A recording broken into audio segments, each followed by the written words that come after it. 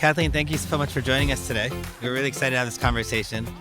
So I thought it would be great to start off with sort of describing your background. How did you get into contingent workforce and your journey here? Sure. I began as a paralegal. So moving through being a paralegal, I decided I wanted to go into corporate. Left that to go to Lockheed Martin. And I went through Lockheed Martin, starting out as a paralegal, and ended up in procurement. So went out into healthcare, and now I'm at CSL Bearing. Wow, that's amazing. Well, thank you. Yeah, I love that. What makes you most excited about the future of contingent?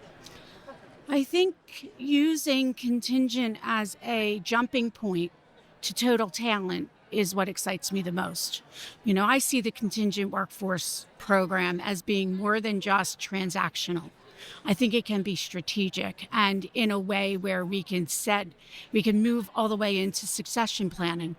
You know, once you get a contingent worker in and you spend a lot of time and money training them, you know, using that for the future and moving them into FTEs and then as succession planning, I think is the thing that most excites me.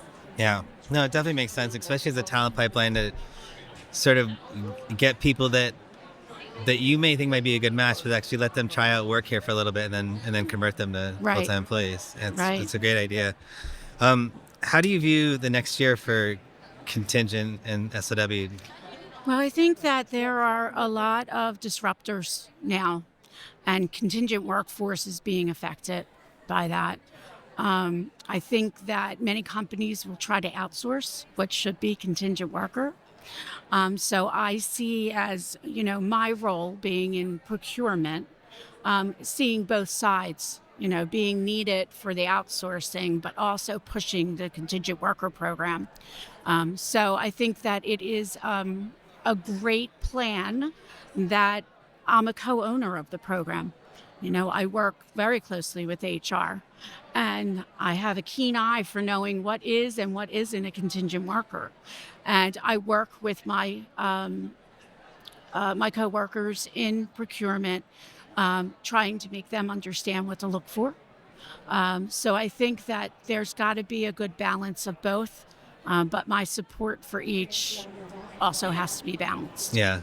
And do you think the industry as a whole is going to go up in volume, or do you think it's going to stay flat next year? Well, I think, again, with the disruptor, I think for the short term, it's going to go down. But, you know, the January 1 date could have a whole new, you know, experience coming out of that. I know for our company, you know, we go on campaigns, and every year we have the peaks and troughs of that. So I do think that it will go up.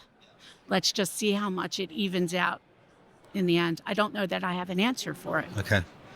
Yeah, I feel the same. I feel like there's too many Everywhere. market forces happening right now. So you Yes. can't really figure out where Yeah. it's going to land. Anyone who predicts it is just guessing. That's exactly right. That's right. And the new buzzwords are, you know, headwinds. Yep. We have a lot of headwinds.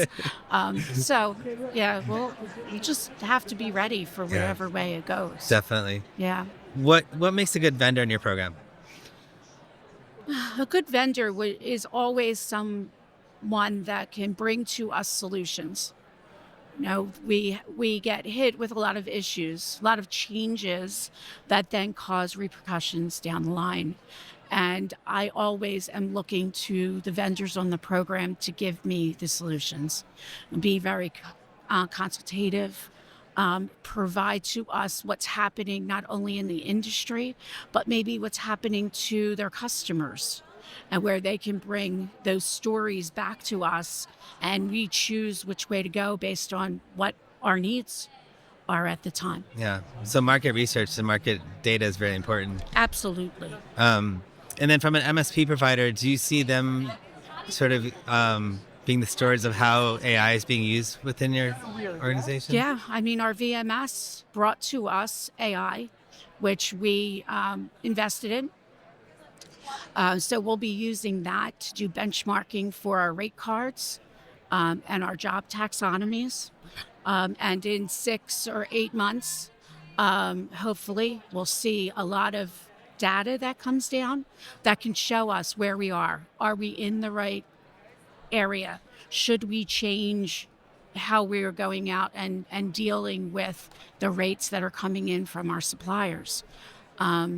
So that AI is great. On the other side, for an MSP, I would like them to have AI that can help them find the right talent, right? So if it's a, resume scraper, give to the hiring managers the right people instead of the number of people, right? The resources coming in. I think that helps to have more adoption when you don't have 18 resumes coming in, Oh, 100%. as a Yeah, get to hiring manager. efficiency and yeah. Exactly. The efficiency that comes with only sending two, I think is a good thing in the future. Yeah.